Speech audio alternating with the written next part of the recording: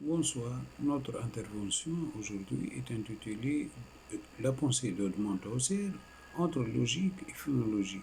Introduction. Edmond Husserl est né le 8 avril 1859 à Bronznitz en Moravie.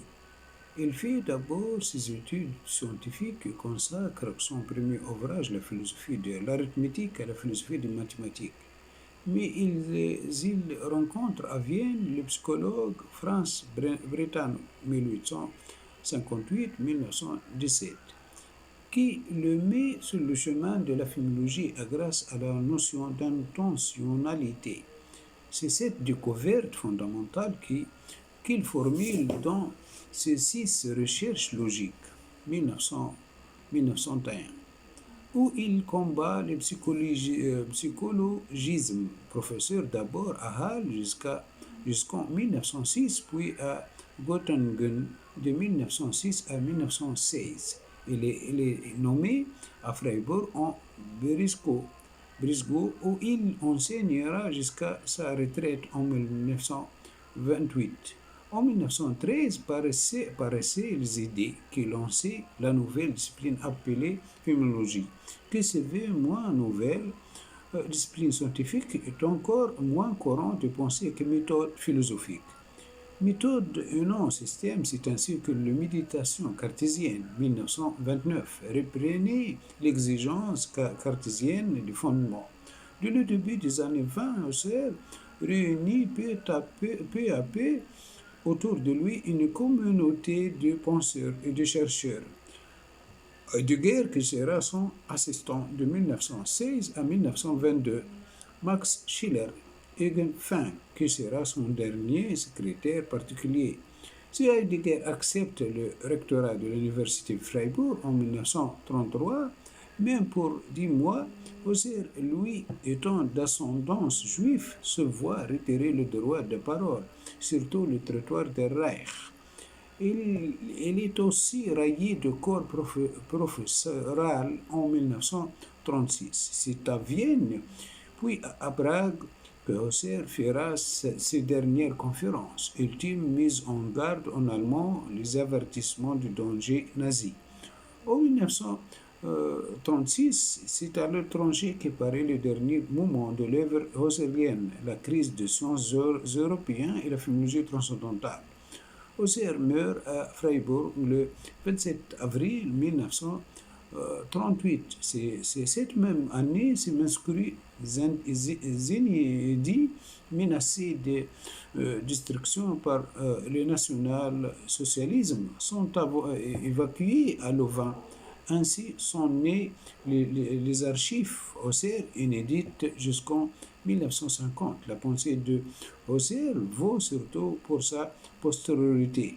Elle influencera notamment le philosophe de Sartre, Merleau-Ponty et Heidegger. Il est le fondateur de la philologie, le source de sa pensée. C'est un mathématicien de formation. Sa théorie des essences et des idées et d'inspiration platonicienne.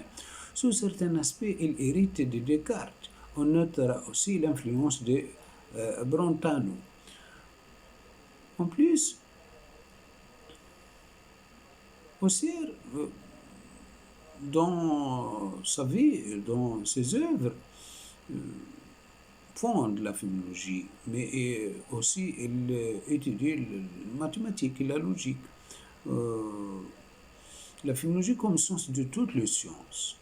Quelques années après la publication de son ouvrage principal, Recherche logique, enquête logique, première édition, 1900-1901, Husserl fait des découvertes capitales qui l'ont mené à affirmer que la philologie est la science de toutes choses, de toutes les sciences. Pour étudier la structure de la conscience, il faudrait distinguer entre l'acte de conscience, la noèse et le phénomène auquel il s'adresse, le noème. La connaissance des essences ne serait possible qu'en mettant entre parenthèses toutes les hypothèses sur l'existence d'un monde extérieur. Cette procédure est l'appelée époché. Ce nouveau concept ont suscité la publication de Hedin en 1913. dans laquelle ils ont d'abord été incorporés, étant donné à Husserl un plan pour une deuxième édition de recherche logique. Husserl a conçu la phénoménologie comme la science de toutes les sciences, par opposition aux sciences de toutes sortes.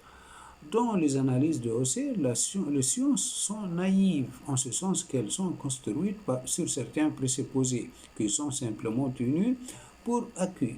La phénoménologie, d'autre part, est construite sur un examen de soi rigoureux de son point de départ et la justification de ses processus de pensée. Husserl a caractérisé la phénoménologie comme la discipline d'auto-fondation, fondée sur un examen de soi rigoureux.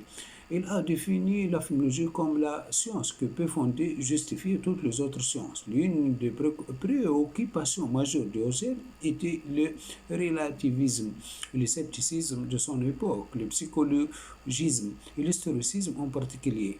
Le psychologisme est une position qui considère que tous les phénomènes peuvent être réduits à des événements psychiques dans l'esprit humain, puisque notre esprit est ce qui donne accès à tous les phénomènes. L'hystéricisme est une autre forme de réductionnisme. Elle soutient que tous les phénomènes peuvent être conçus réductibles à des événements historiques. Husserl a critiqué le relativisme et le scepticisme ignorant à ces deux formes de réductionnisme dans la perspective objectiviste de la vérité et de la connaissance. L'accent mis par Husserl sur l'essence, c'est-à-dire son essentialisme, allait parallèlement à son effort objectiviste. À partir de son livre Édine, Husserl s'est concentré sur la structure idéal est essentiel de la conscience. Le problème métaphysique d'établir la réalité matérielle de ce que nous percevons s'intéressait guère au Husserl, sauf lorsqu'il devait défendre à plusieurs reprises sa position d'idéalisme transcendantal qui ne proposait à aucun moment qu'il n'y avait pas d'objet matériel réel. Husserl a proposé que le monde des objets et la manière dont nous nous dirigeons vers ces objets et les percevons sont normalement conçus dans ce qu'on appelle l'attitude naturelle, qui se caractérise par la croyance que les objets existaient matériellement et présentaient des propriétés que nous considérons comme émanant d'eux. Husserl a proposé une façon radicalement nouvelle et phénoménologique de regarder les objets en examinant comment nous, dans nos nombreuses manières d'être intentionnellement dirigés vers eux, le constitution réellement.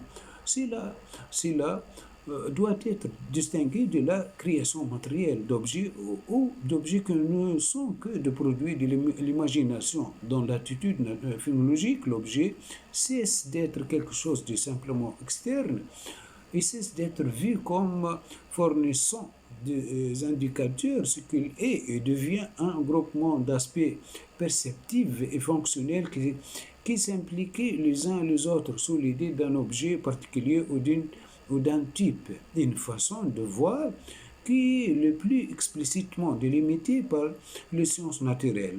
La notion d'objet comme réel n'est pas expulsée par la phénoménologie, mais entre parenthèses comme une manière dont nous considérons les objets au lieu d'une caractéristique inhérente à l'essence d'un objet fondée sur la relation entre l'objet et le percepteur.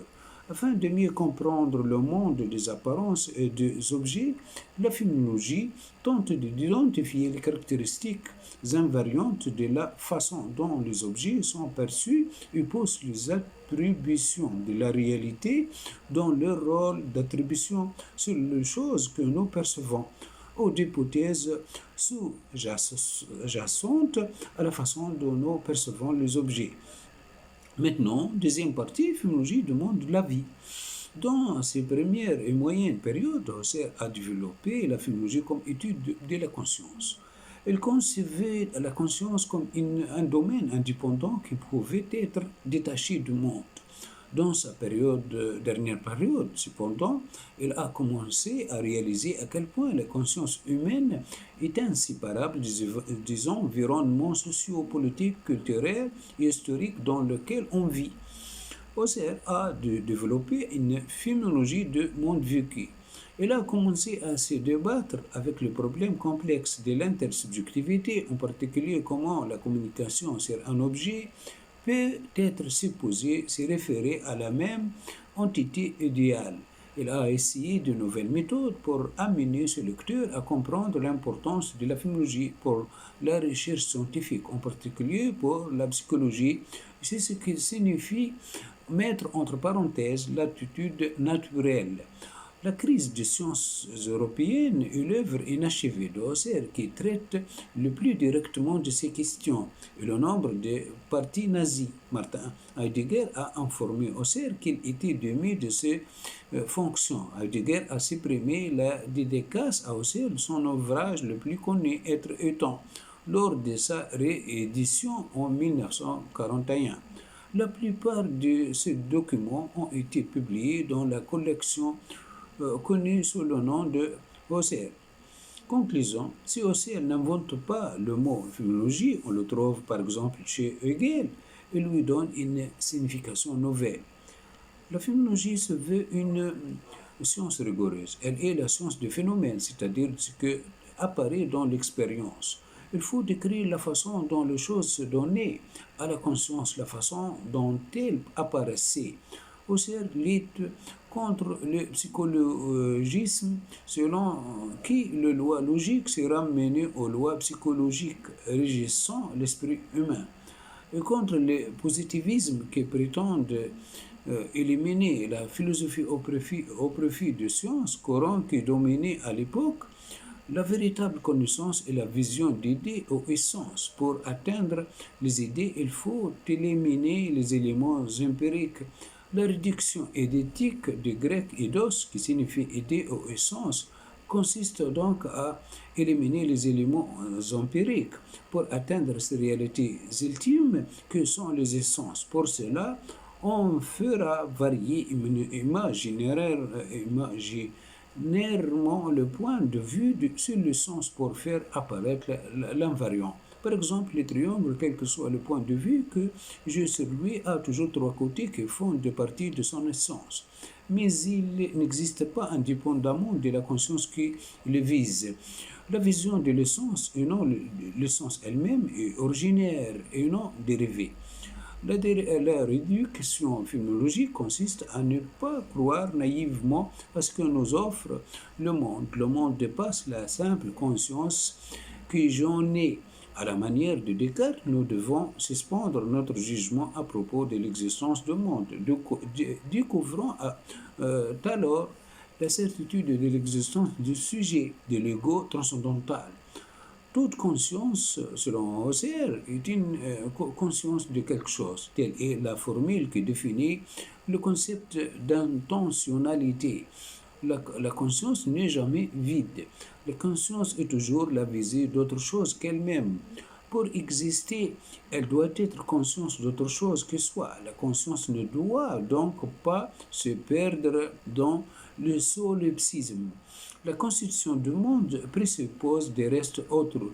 De reste, autrui vise comme moi le monde à partir d'un point de vue différent. Il enrichit, complète ma vie du monde et ce que rend possible la science, l'art, l'histoire et la politique, etc. Les principales œuvres d'Edmond Husserl sont Recherche logique, 1900-1901, idée directrice pour une phénoménologie, 1913, Logique formelle et logique transcendantale, 1929, Méditation cartésienne, 1929, La crise des sciences européennes et la phénoménologie transcendantale, 1935 et 1937. Voilà notre intervention autour de la pensée de Edmond Husserl est terminée. Merci bien de votre attention. Au revoir.